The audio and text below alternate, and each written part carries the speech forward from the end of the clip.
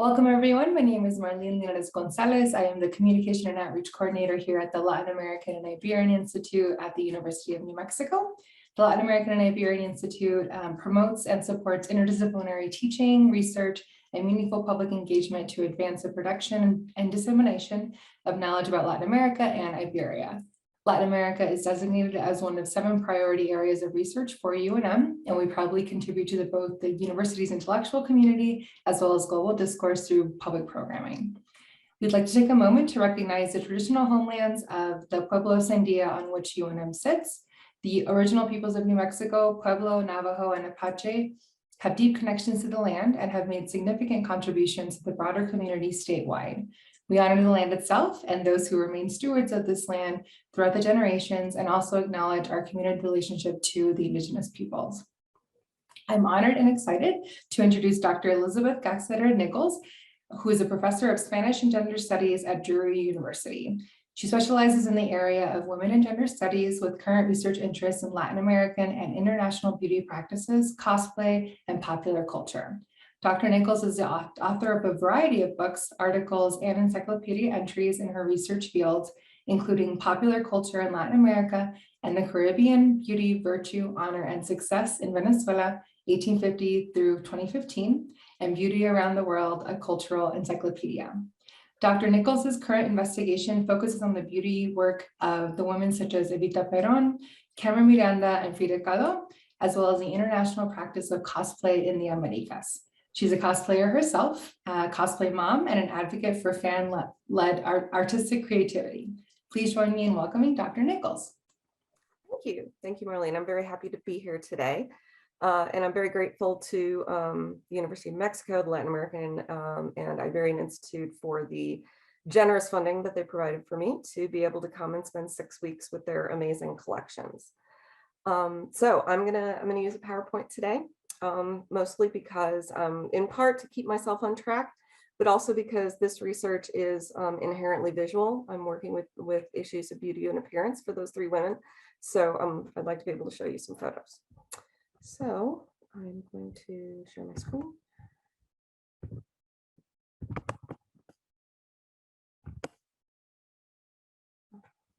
Sorry, slideshow. Okay, there we go. So these are the 3 ladies who are the objects of my study. I'm always interested to know that some of them may or may not be familiar to you. I think almost everyone probably, if you're tuning into this presentation, you're probably familiar at least with Frida Kahlo, the Mexican painter. On the left in this image is Evita Peron, who was First Lady and almost Vice President of Argentina. And on the right is Carmen Miranda, who's a samba dancer and singer from Brazil, who rose to fame and incredible fortune in the United States. I chose for the title of this talk, Vengeance, Power, and Dior, because that's a quote specifically about Evita. It was actually a criticism of Evita. All 3 of these women have a lot in common, which is why I am working on a book manuscript. I'm currently working on a book manuscript as part of my time in New Mexico. I wrote the first several chapters and collected a lot more information for it.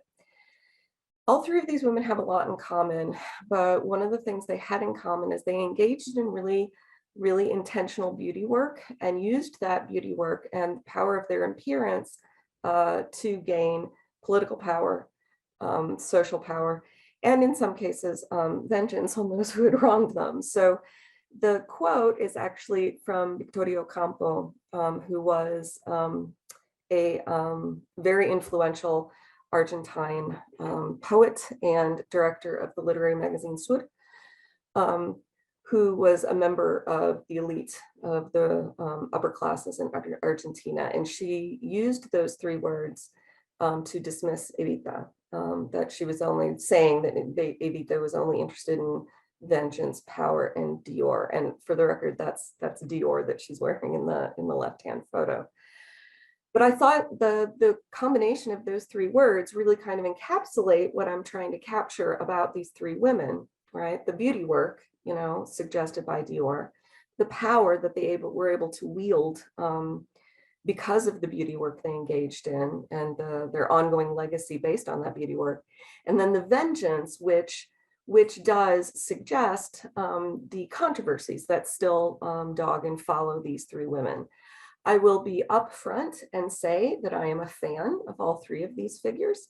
I'm a fan of all three of these women, but none of the three were perfect, as all were human. There are issues in which we can disagree with the choices they made, or we can look with a critical eye from the distance of the 21st century back at their work, their lives and work. So just briefly, Marlene gave me a great introduction. I do teach Spanish and Latin American studies. My focus is on gender and beauty work. I write both academic, scholarly, and less scholarly work. And to give a couple of examples, the encyclopedia that Marlene mentioned with the delightful Erin Kenny, who I believe is tuning in, Beauty Around the World. The Beauty, Virtue, Power, and Success in Venezuela I was actually able to finish that book thanks to a previous generous grant from the Greenleaf Library grant from the LAII. So thanks to them for that. But I also write a couple of blogs. I write one about cosplay, which for those who may not be aware, it's cosplay is a portmanteau of costume and play. The short version is people who dress up like superheroes, which is obviously beauty work and it's costuming and fashion. I've recently also started one that allows me to write a little bit less academically about beauty, which is Beauty Matters with Professor Ellie.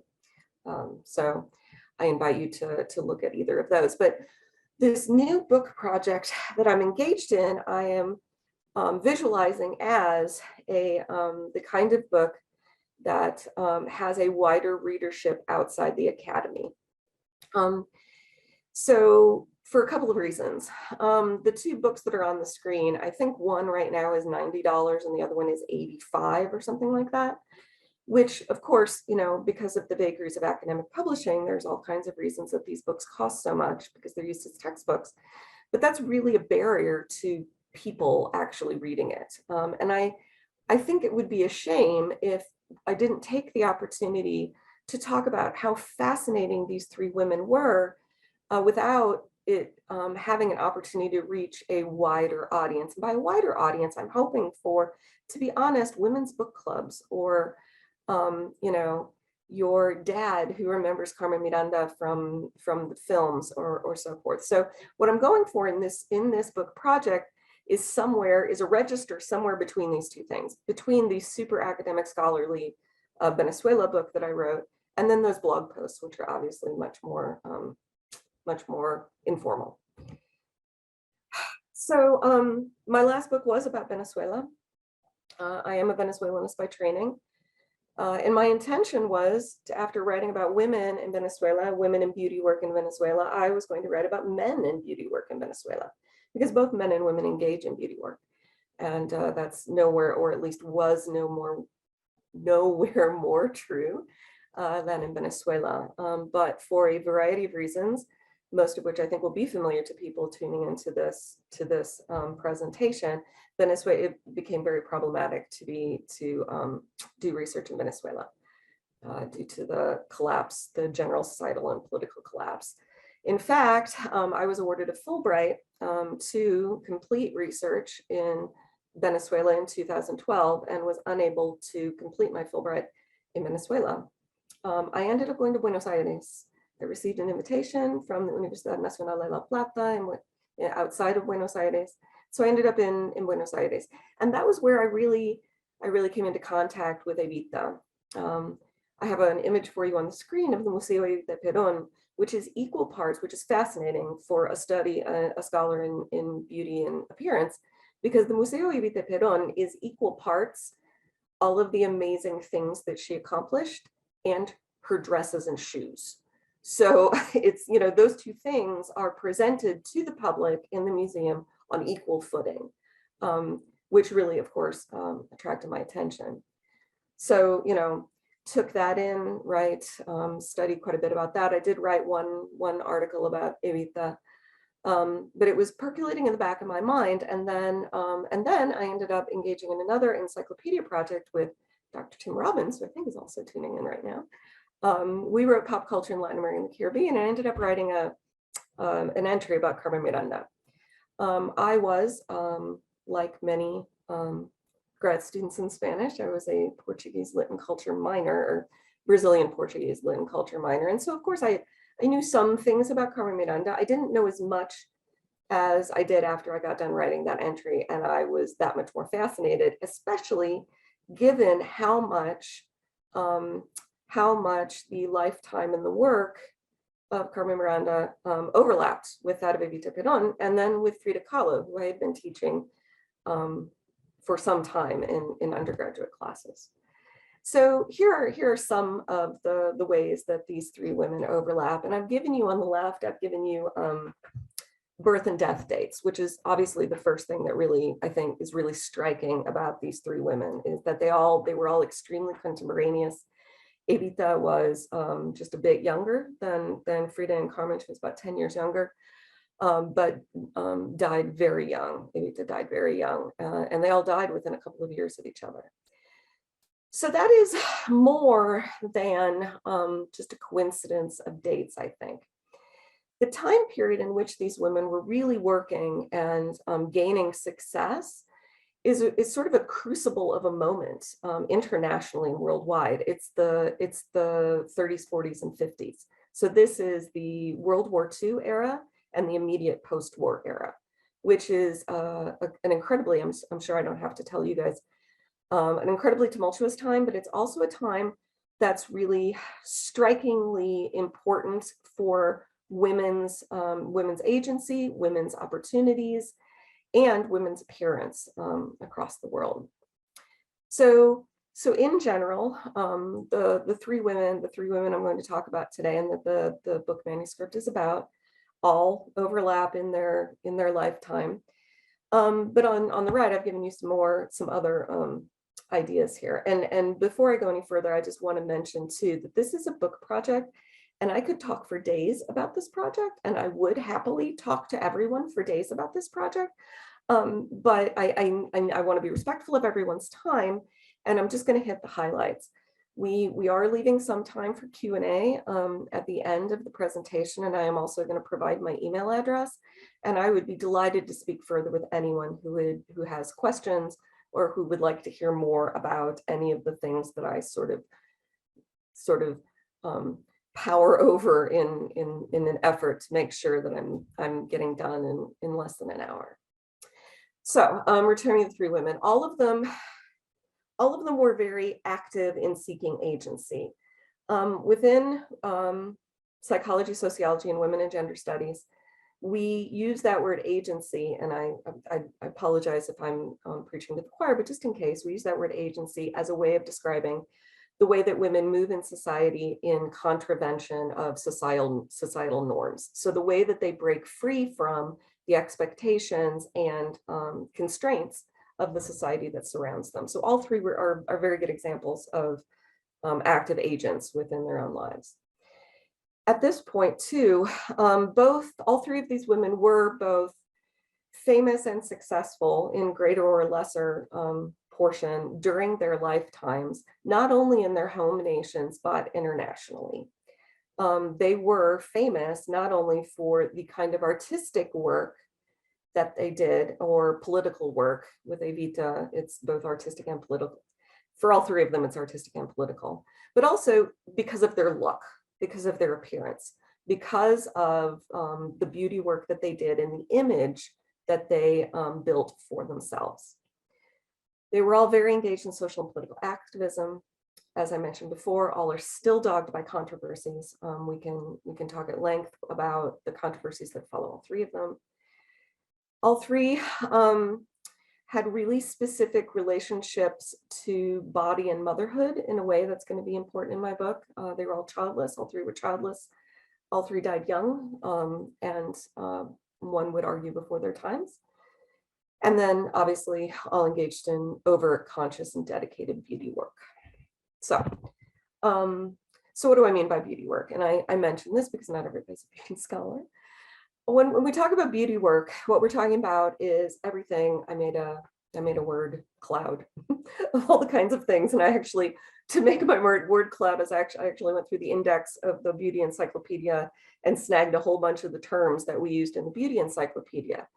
It's all of the effort and work that we put into manipulating our bodies to either meet or challenge social norms. So whether that's reduction or enhancement of different body parts through plastic surgery or exercise, like in weightlifting, whether it's the application of things to our bodies like makeup or tattoos or clothing or jewelry, whether it's the choices that we make with our hair.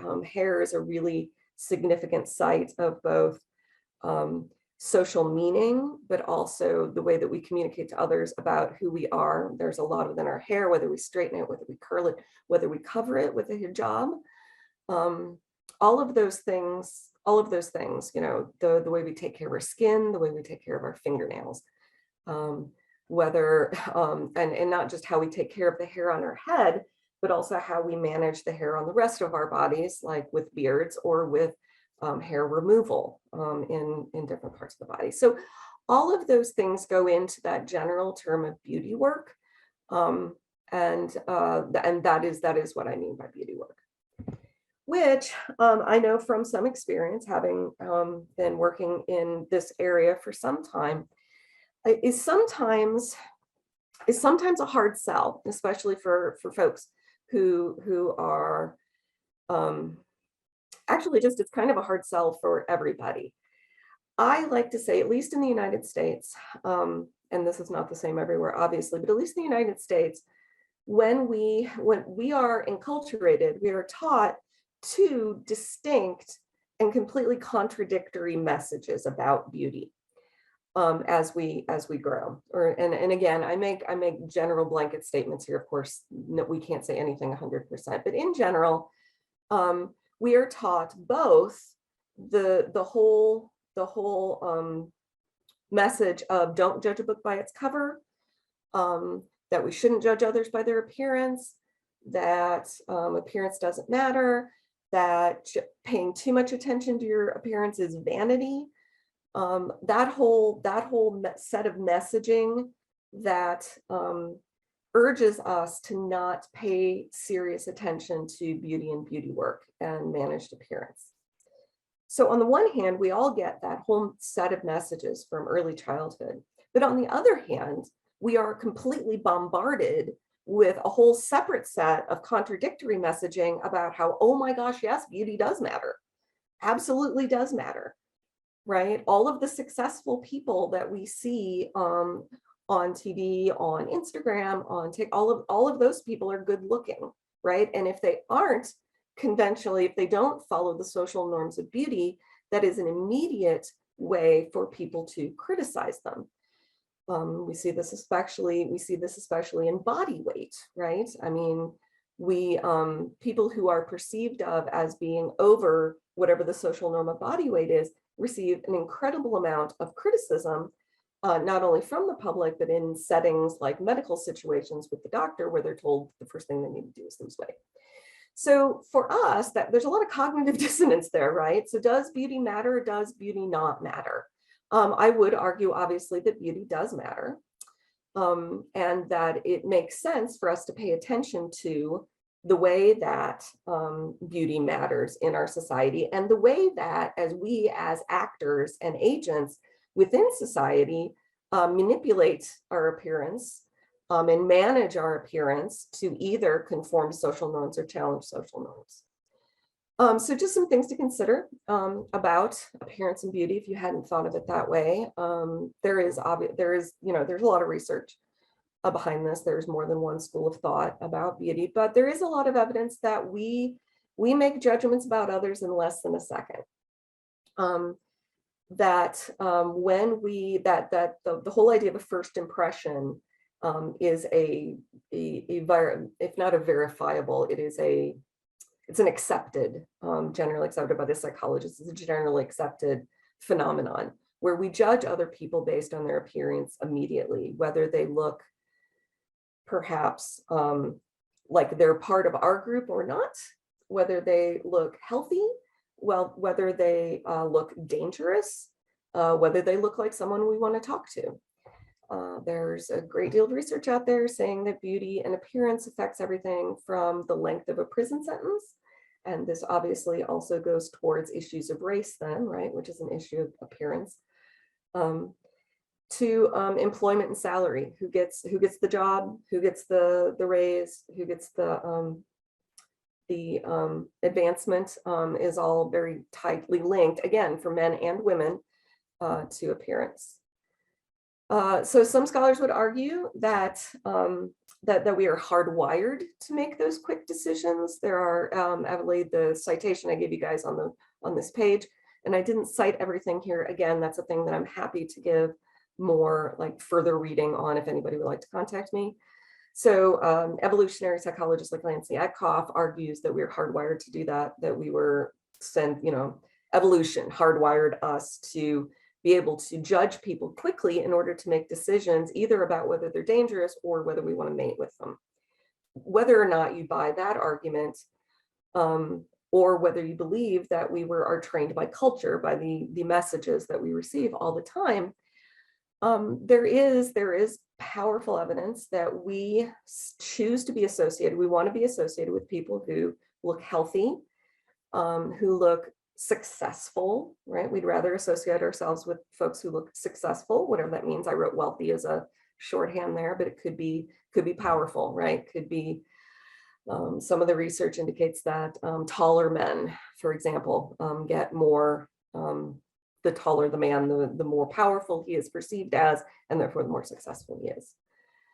So because we know that, because consciously or subconsciously we know that we judge others by their appearance, we then do what we can to try to make sure that our appearance communicates the messages that we want it to communicate. When I got ready for this presentation, even though I'm doing a PowerPoint, and I know you guys can't necessarily see me right now, I took the time to brush my hair and put on makeup. Because I was thinking about, and I chose the things behind me too, which are kind of accessories, hats that I had made, cosplay hats that I had made, because I know that all of those images and all those visual images communicate information about me, and I wanted to manage that. I wanted to be in charge of that. I wanted to take control over how others perceive me. Okay, so how does this relate to the women of my book? So How to Succeed in the World War II and Post-War Period American Women's Edition. And as Marlene said, I use American in the general sense of the Americas throughout this presentation. I will say specifically United States, if that's what I mean. So as I said, we are talking about that period, pretty much late 30s to early 50s. So basically the 1940s. And for women, there were more opportunities than there had been, but there were still quite a few more constraints on women's opportunities than there are, say, now. So what all three of these women managed to do was manipulate and kind of work creatively within those social norms of beauty and appearance to gain more power and success. I also argue in my book that what all three of these women did was interrogate and stretch the boundaries of the female archetypes that they were presented with.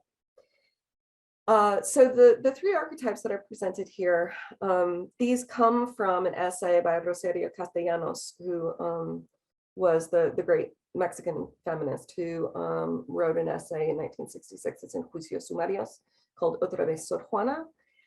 And she proposes that there are really only three archetypes of femininity for Mexican women. She was speaking of specifically of Mexican women.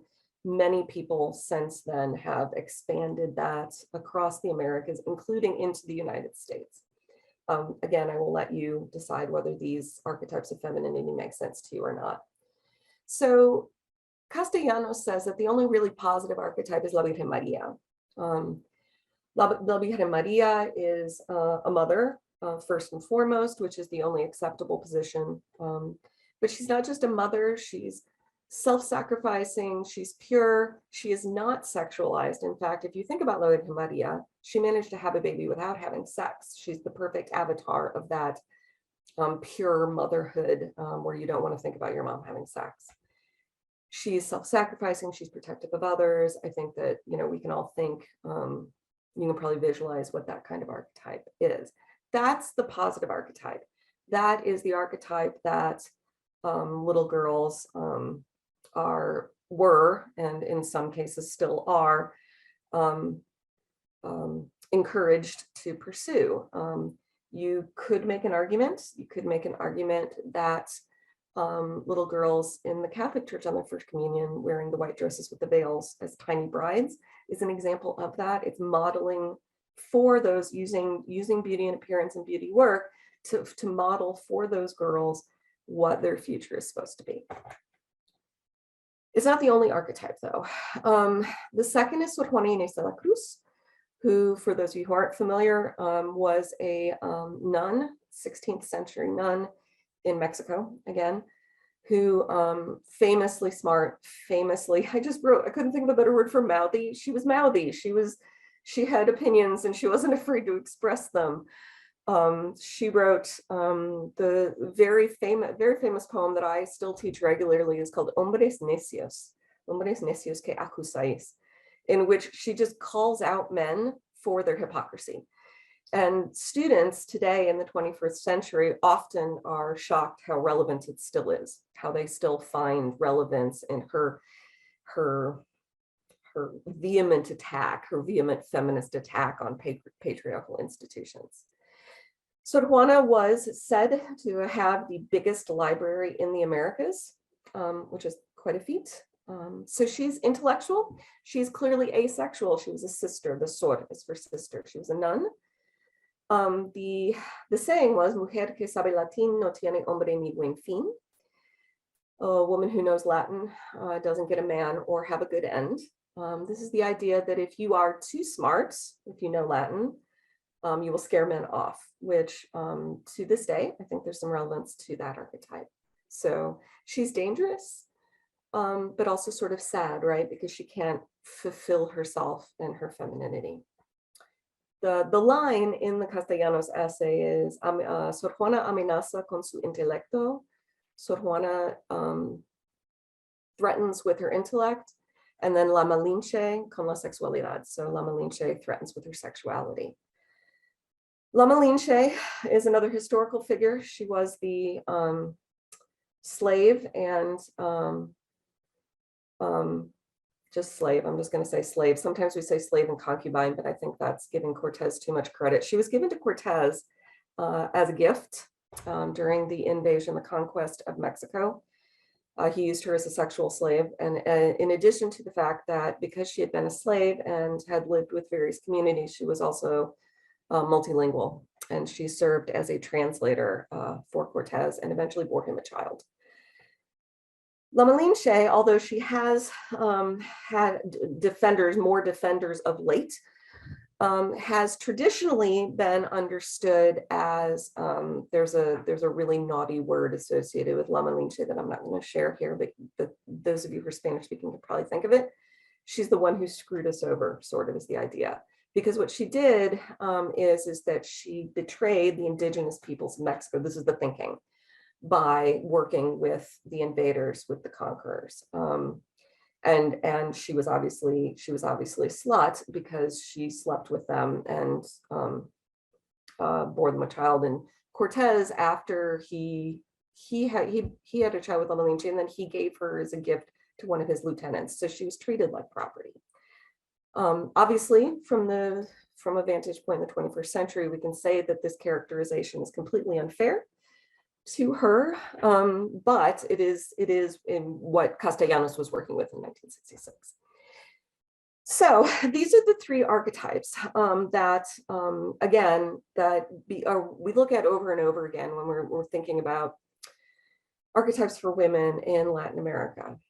It's obviously not the only way to think about possibilities for women or archetypes for women in Latin America. It is one that I have found to be useful. It is one that I have found to have some utility when we are studying how women either conform or refuse to conform to the choices given to them. So I will just offer that up and refer to it a couple times in the presentation. So my argument, before I start, I don't want to forget to say that these three images, obviously, Carmen, Miranda, Frida, Kahlo, Evita, Peron, are from books in your amazing library collections at the University of New Mexico. All of you who are there at UNM, you are very lucky, and you should count yourselves lucky to be attached to such an amazing library. And the upper left, that is actually Carmen Miranda at the Academy Awards. So it's Academy Awards season. So I thought I would include that one. So my argument in this book is that that period between 1930 and 1950, the World War II post-war period, isn't just a world moment. It's a really important moment for women worldwide, and including in the Americas. Women really had the opportunity to use beauty work to rise to success. But also they had an opportunity to manipulate, ideas of nationalism in their respective countries and internationally, different political ideologies. They worked with gender roles, and they really, all three of them really forged their own path. We can agree with or disagree with how they did that in the end, but they are unique and iconic in the way that they use both beauty work, or they use beauty work to give them the opportunity to work with, and work with is not a great verb, that's not what I want there, to manage, to explore, to explode the archetypes and create new spaces for themselves. Okay, so this is just for fun. If you'd like to vote, these are some of the working titles that I have for the book. Hairdos, heels, and heavy jewelry, partly because I feel like those are three really important things for all three of them. The Power of Frida, Evita, and Carmen, Miranda. Beauty, Power, and Cold Hard Cash, right? Frida Kahlo, because again, those are, beauty, power, money. This is, hey, happy International Women's Day. Beauty and Power, how Frida, Evita, and Carmen told men to shove it. They were really powerful in kind of threatening ways sometimes. And I won't go with that one, but it was fun to write out. And then this last one, if any of you guys know Todrick, the singer, I was thinking of him when I wrote this one. Nails hit Paris heels, how Frida, Evita, and Carmen Miranda used beauty work to become immortal. Okay. So my book, and this is the overview of my book. I'm going to weave all three of their lives, together. And I'm doing this, so I'm going to do this in thematic chapters. It's not going to be 100% chronological, rather thematic. So creation and self-invention, the activism all three engaged in, the performance of their beauty, that is an absolute element of beauty work and appearance, the moment of their glory, that'll be the apex of the book, the moment where they were all at their peak of success and fame, the controversies that dogged them both during their lives and still do, their frailty, all three of them died young, all three of them died far too young, and then the legacy that they have going on. So the next slides, wait, am I supposed to be answering? I see there's things in the chat. Oh, you're voting for excellent. Okay, so I just noticed there were things in the chat. So anyway, so I am going to try to give, and again, I have so much information that I fear being a little scattered, so I would welcome your questions in the Q&A if I am not being clear. I'm going to try to give you just as much of an overview as possible of how these themes are going to tell a story in the book. That's my goal in the next couple of slides. And I'll warn you, this next slide is super busy. There's a lot going on, but it was what I needed to kind of tell this story. So, oh dear. Oh dear, apologies. Okay, so this slide, this is the creation, self-creation. And so obviously each line is one of the women, Frida Kahlo on top, Evita in the middle, and Carmen Miranda on the bottom. And I wanted you to have the visual sort of evolution of the beauty work and the appearance that all of these three women sort of managed and made work for themselves. So all three women were born to poor, impoverished families. Now, they weren't, it's not, an equal level of poverty. Evita, for example, was the daughter, she was an illegitimate daughter. So she was, especially for that moment in Argentina, she was considered, she not only really didn't have very many rights, she was actually considered by polite society to be sinful, the child of a sinful relationship. And she and her family were very poor. Frida Kahlo's family struggled mightily financially, but they were more impoverished middle class, if that makes sense. Frida's father was a professional photographer, which is why we have so many of the photos that we have of Frida's, because he was a photographer. And then Carmen Miranda's family was sort of blue collar working class. Carmen Miranda was actually born in Portugal. She and her family emigrated to Brazil when she was 10 months old. So she really lived her whole life in Brazil. But they were very immigrant, poor, blue collar working class in Brazil. So all three of them really came from backgrounds in which they struggled. And I think these images really show that. I mean, for example, this is a relatively infamous first photo of Evita. That's the first photo on the second line. Some of Evita moved to Buenos Aires to seek her fortune. She was born in a rural, a very small town in rural Argentina. And she moved to Buenos Aires to seek her fortune.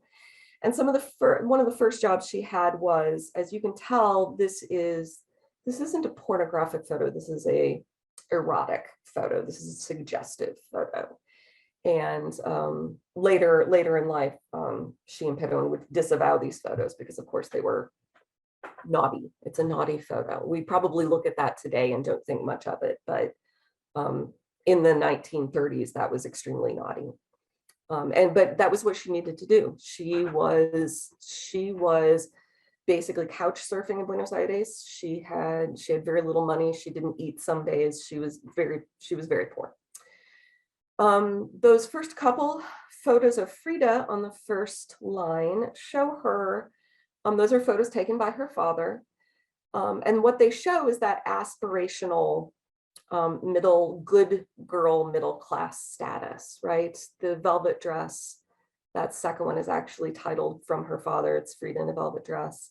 The big bow on her head. This is aspirational for Frida, or aspirational for the family. This is the family seeking to hold on to that place in the middle class, right? That they struggled very hard to hold on to. Carmen Miranda, like Evita, pursued show business as really the only option. I shouldn't say that. That really wasn't her only option. Her first job, again, at a very young age, because her family needed her to work, was working in a clothing shop. And as part of her work in the clothing shop, she designed hats. And she not only designed hats, she would sing while she was designing them. And she would bring customers in, male customers in droves, because they wanted to buy hats from her. And also because she was just unbelievably charismatic and had this beautiful voice.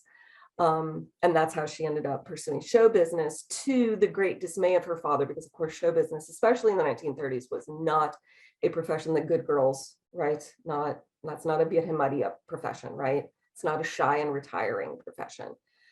There are varied reports about how much she had to fight her father. There are some sort of maybe apocryphal reports about how he beat her regularly until she moved out. I don't know about the credibility of those, but what we do know is he was definitely opposed to her entering into show business. So she moved out when she was 15, and she just started showing up on film sets, trying to get in the movie. So this is one of her first headshots. So what we see then in the middle, what I was hoping to show in the middle was these women sort of exploring looks. Frida on the top line, very famously throughout her life, but certainly as a teenager, experimented with men's clothing. That's a very famous family photo that many people have seen of her in a three-piece suit. And I think that one of the things that's really striking about that photo too, it's not just the suit, it's the attitude. She's not she's not making herself smaller by turning herself sideways. She's not crossing her arms. She's not making herself smaller by crossing her arms in front of her. That is full body, full on.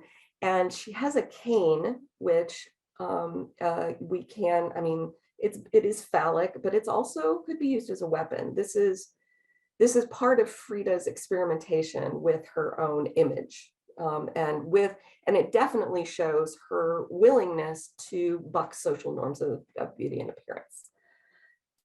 So Evita, moving down that line, Evita went through her movie star phase. She was also charismatic. After those original days, she ended up getting some work in radio and television. That second photo is a still from a movie. You can see that she is a natural brunette, but when she really reaches her point of movie star glam, she has gone blonde. This middle photo is from the Rainbow Tour, which some of you may be familiar with. That is after Evita married Juan Peron, and she was sent on a goodwill tour of Europe and it's called the Rainbow Tour now because Life magazine here in the United States published a cover story about her and they called her the Argentine Rainbow. So that's why we call that the Rainbow Tour. So in that time period, this is very 1940s. A lot of what we call this now is old school Hollywood glam, right? With the curls and the victory rolls and all of that. And then I am totally running out of time.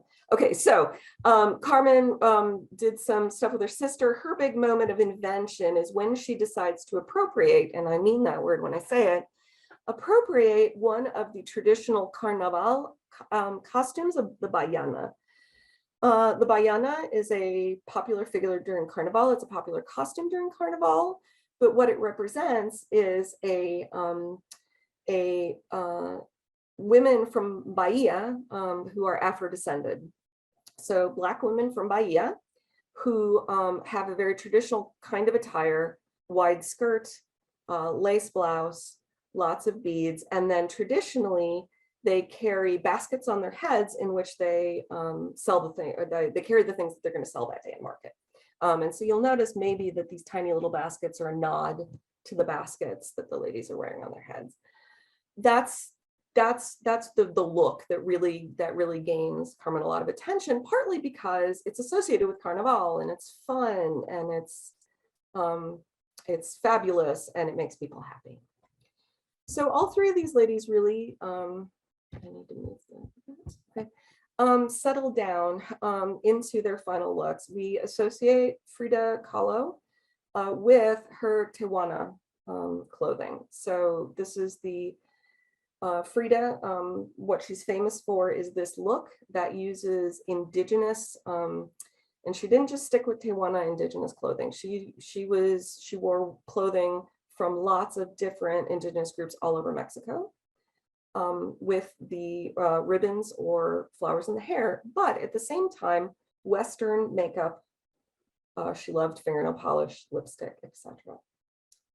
Evita, in her later years, as we know, wore a lot of Dior. This is another Dior gown, and she slicked her hair back into what I think of as serious woman chignon. Right, this is serious political woman.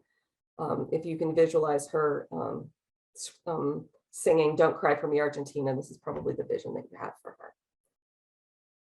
And that's often what we associate with Evita. So those last two of Carmen are of the outfits that Carmen Miranda wore in Hollywood were very stylized and over the top versions of the Baiana outfit. I mean, women aren't walking around the streets of Bahia, or weren't walking around the streets of Bahia wearing this, right? The spangles and all of that.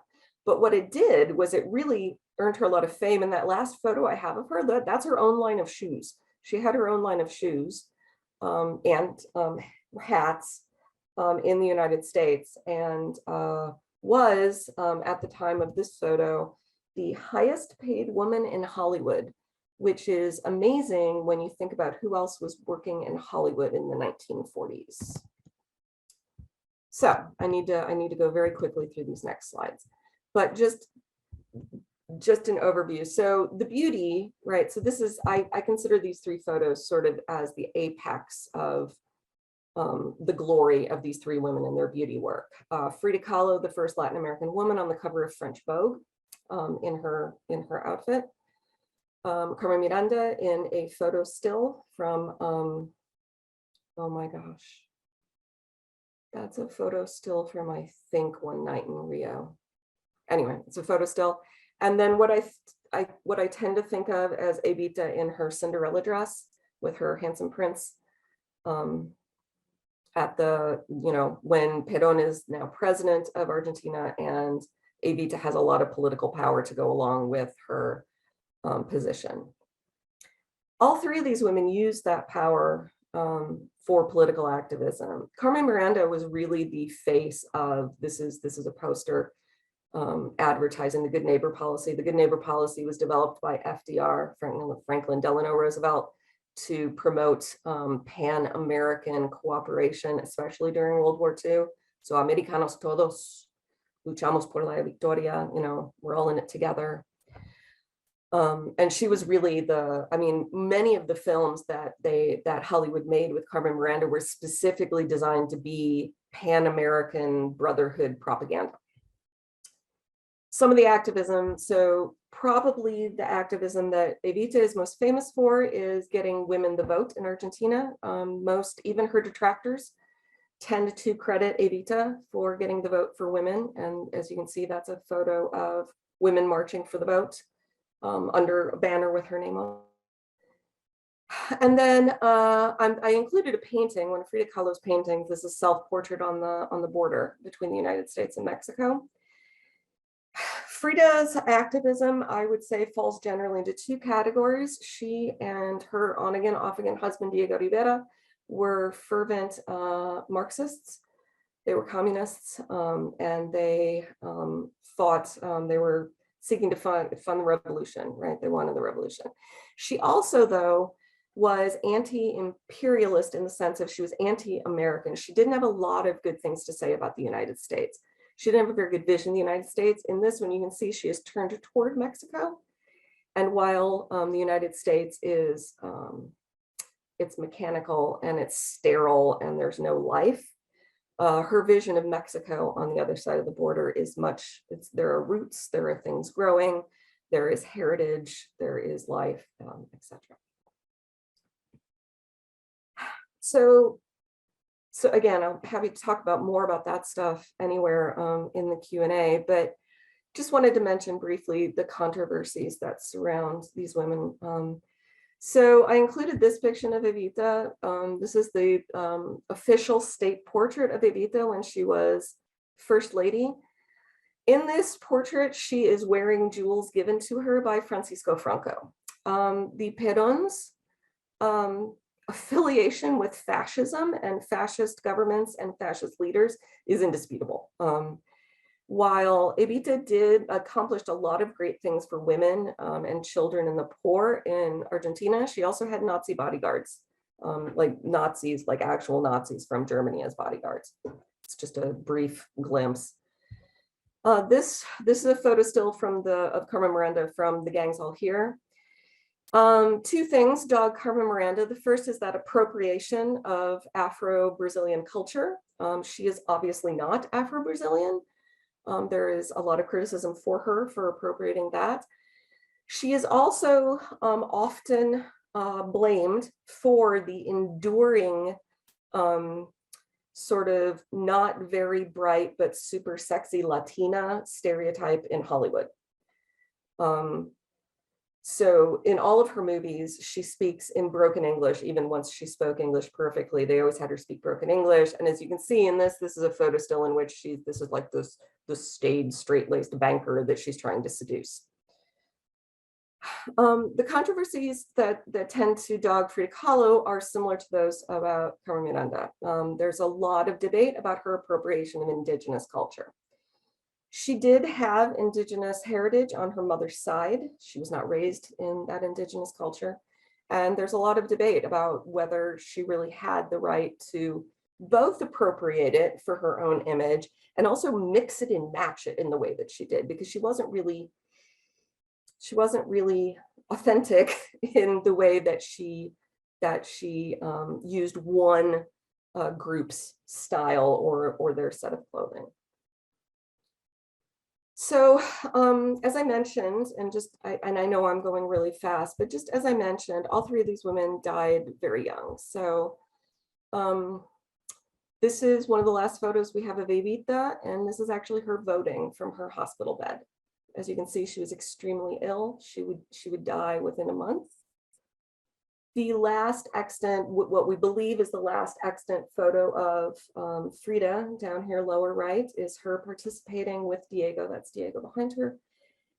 She's participating in protest against US intervention in Guatemala. And as you can see, she's very frail as well.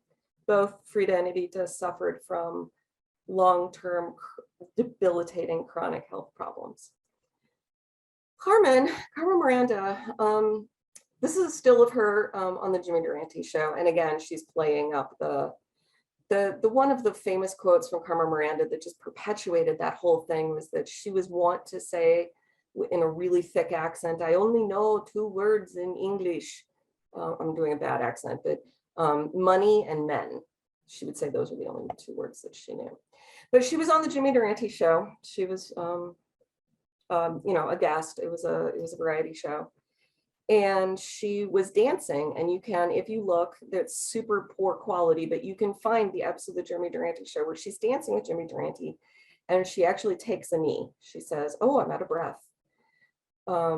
She went home that night to her fabulous mansion in Hollywood and sang and danced some more for some guests, and then collapsed from a massive heart attack in the hall of her mansion, far too soon.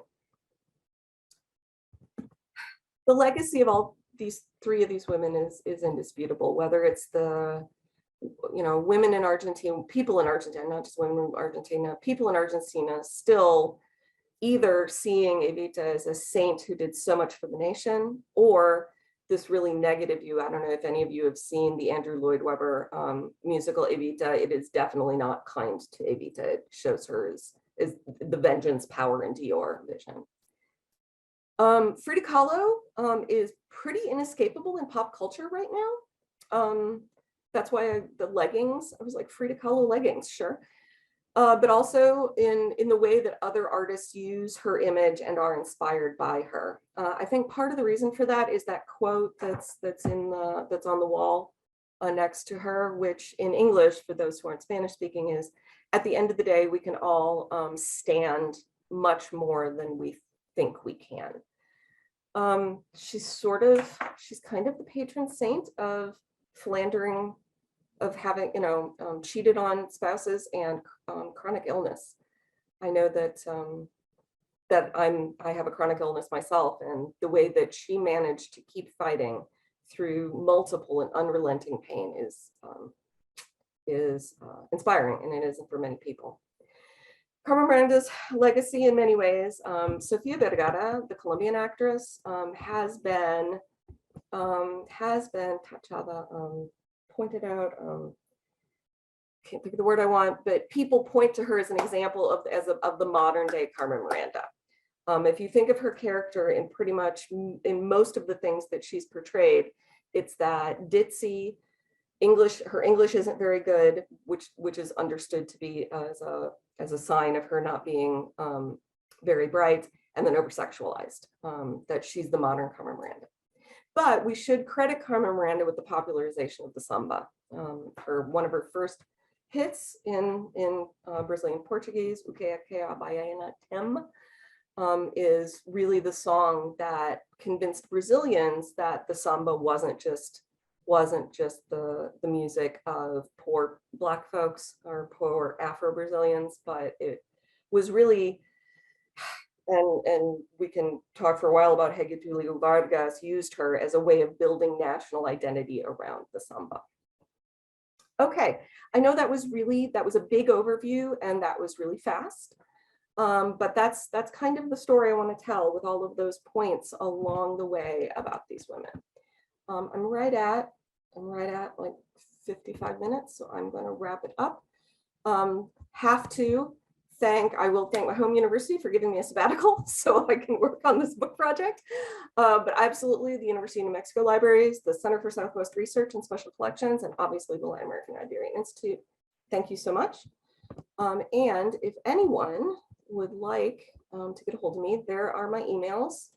The university one, my Gmail, and then the 2 blogs that I write about issues of fashion, costuming, and beauty. Thanks. And I would be happy to answer any questions anybody has. And I think Marlene and I discussed how you could just unmute yourselves if you wanted to, or you can put it in the chat, either way. Yeah, whatever anyone's most comfortable with. Thank you very much, Elizabeth. Oh, you're welcome. Did anyone have any questions or comments? Looks like Lila raised her hand, so maybe see them in the chat, maybe. Clapping, that's all. Sorry. Oh no, that's okay. So yeah, so anybody who has a question, either type it in the chat or just unmute yourself and ask.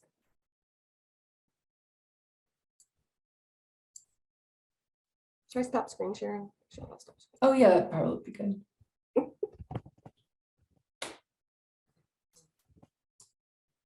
Any questions or comments for Elizabeth? Getting a lot of praise in the chat, but no well, questions. That's always nice. That's always nice, but feedback is good too. If you'd like to hear more about something or less about something, frankly, I'm here to answer your questions. And if you don't have them now, you can always email me later.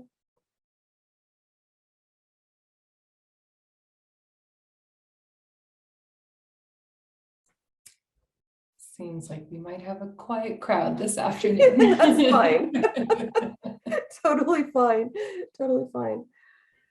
Well, this was fun. I could talk about this topic for a really long time. So thank you for giving me, an hour to talk about it and run some stuff by you guys. And please do send me feedback. I'd be delighted to have feedback from anybody. And I'm gonna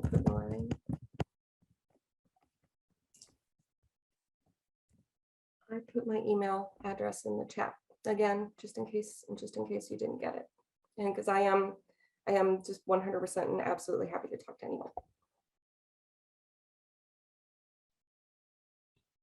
Okay, well, okay. I guess we have a quiet crowd today. Okay. Well, thank you so much, Elizabeth. I really appreciate it. You're welcome. You're welcome. Thank you everyone for attending. Yeah, Happy International Women's Day. Yeah, happy National Women's Day. Bye everyone.